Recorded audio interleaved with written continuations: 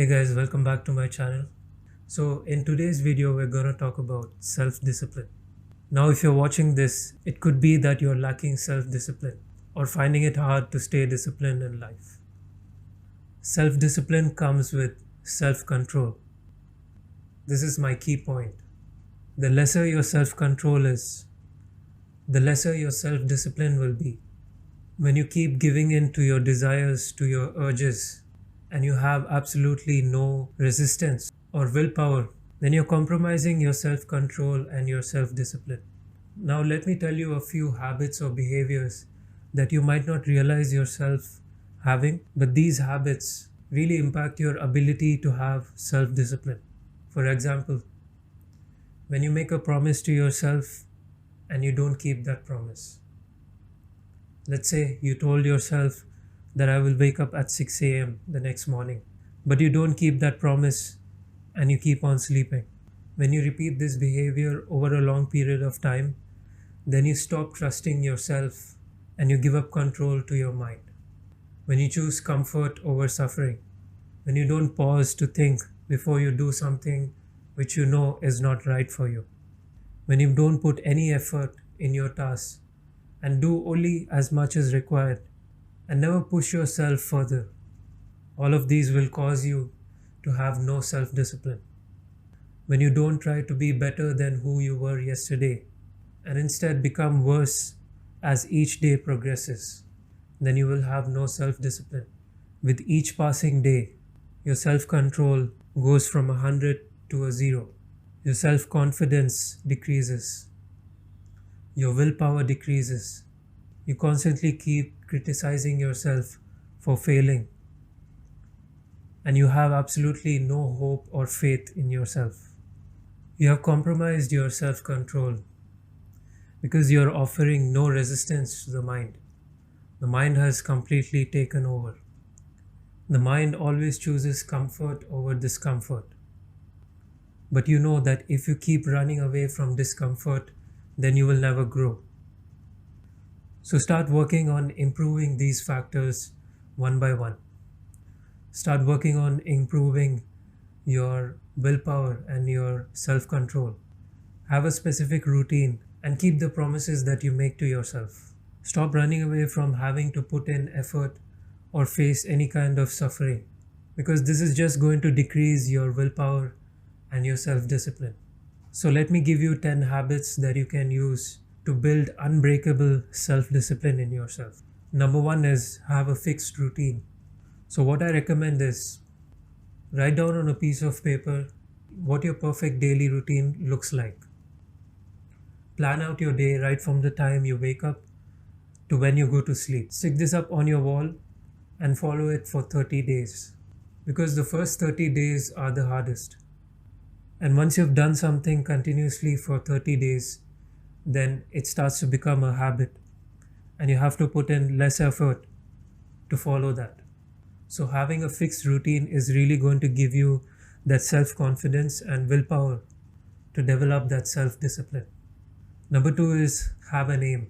So figure out what your ultimate aim in life is, or maybe your goal for the next 1 year, and focus only on achieving that goal.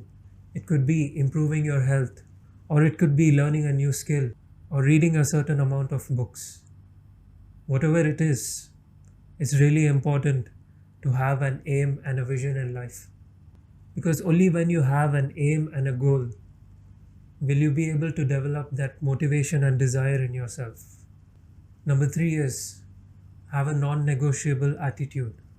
So one of the biggest causes for you not keeping the promises you make is because you've learned to negotiate with yourself. Every time you make up your mind to do something difficult, you're talked out of it immediately. It's because you've learned to negotiate with yourself. And this is causing you to lose all of your willpower and your self-control. So instead, learn to have a non-negotiable attitude with yourself. And instead of overthinking any task that you have to do, just take action and go out there and do it. An effective technique you can use here is the 5-second rule, which basically says that you count backwards from 5, and as soon as you hit 0, you take action on the task that you're supposed to do. So the mind does not have enough time to negotiate or to make excuses. Number 4 is don't be influenced by your environment. So for some of you, it could be that the people around you or your environment does not allow you to have that self-discipline in your life, because the people around you are the exact opposite. And so you've become influenced by them. So instead of being influenced by your surroundings and blaming your environment for your lack of self-discipline, realize that this is just an excuse and it's an escape route. So learn to stick to your routine and stick to your tasks no matter what, and you might even influence the people around you. Number 5 is to keep record. So this basically means to keep track of your daily habits and routines. You could have a checklist on your wall which you tick every time you complete a task that you were supposed to do. And when you look back, let's say in 5 or 6 days or 30 days, then you can see the amount of work that you put in. You can see how consistent you were, and this would give you a lot of confidence when you look back on how much you have achieved in just a few days. This is going to give you a lot of momentum to keep going on this path. Number 6 is positive self-talk. So if you keep criticizing yourself for not doing the things that you were supposed to do, then this is only going to make things worse, because you're just eating away your self-confidence. So instead, learn to be loving with yourself. And if you couldn't keep up with something that you were supposed to do, just keep moving forward. The important thing is that you improve the next day. You get better as each day passes. This way you're going to develop a positive attitude where you keep improving yourself each day rather than dwelling in the past and focusing on the things that you couldn't do. Number 7 is movement. So by movement, I mean exercise and just getting your body moving. If you stay stagnant physically, then you're also going to be stagnant mentally. You're going to be in that same state of mind. Whereas if you have a daily routine where you have some form of exercise or movement, then your physical state is going to influence your mental state as well.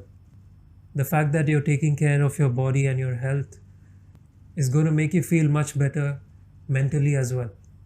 And taking care of your health requires a lot of self-discipline. So if you have a consistent daily exercise routine, then you're definitely going to improve your self-discipline. Number 8 is your diet. So this goes without saying. If you're someone who constantly consumes fast food or junk food on a daily basis, if you keep on eating processed foods and meats rather than having a fresh or natural diet, then this is going to influence your body, your metabolism, and your state of mind. We eat food to gain energy from it, and you gain more energy when you have a clean diet. So that could be having some form of fruits or vegetables every day, having a salad with your meals, and reducing your meat intake. And I'm not perfect in this either, but I have realized that every time I have a vegetarian meal or a meal that has fresh vegetables, I feel much better and lighter. Compared to when I have some form of meat, it just makes me feel lazy and mentally less active. And the theory behind this is that you're putting something into your body that is already dead. Now you might say that even consuming vegetables is a form of killing.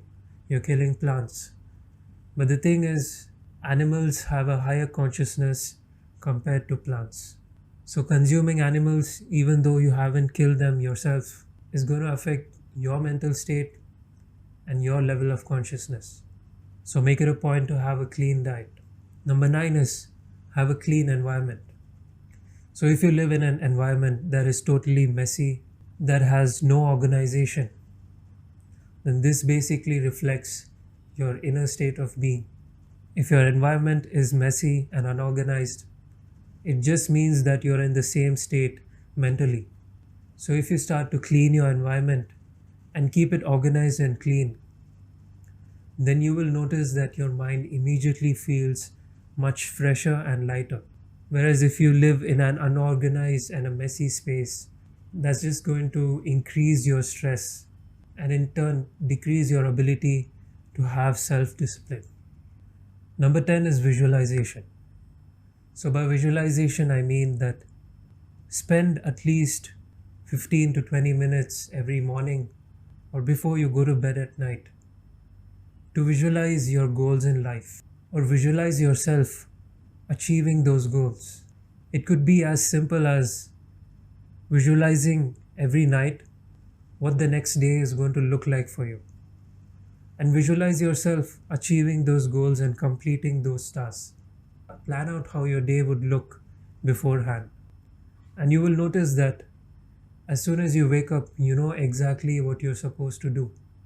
First of all, this gives you motivation to wake up early in the morning. It ties in with point number 2 of having an aim. And when you visualize yourself completing those tasks, you're telling your mind exactly what you're supposed to be doing the next day. And this is going to improve your self confidence, your willpower, your faith, your hope, all those things that we talked about in the beginning that cause you to have less self discipline. So, these were my 10 habits that you can use to build unbreakable self discipline. And the longer you do all of these things, the more self control you will develop. So, in closing, I want to say that self discipline and self control is the key to achieving your goals, is the key to becoming the best version of yourself. And self mastery is no easy task. So, learn to have a non negotiable attitude with yourself and keep the promises that you make to yourself. Thanks for watching, and I'll see you in the next one.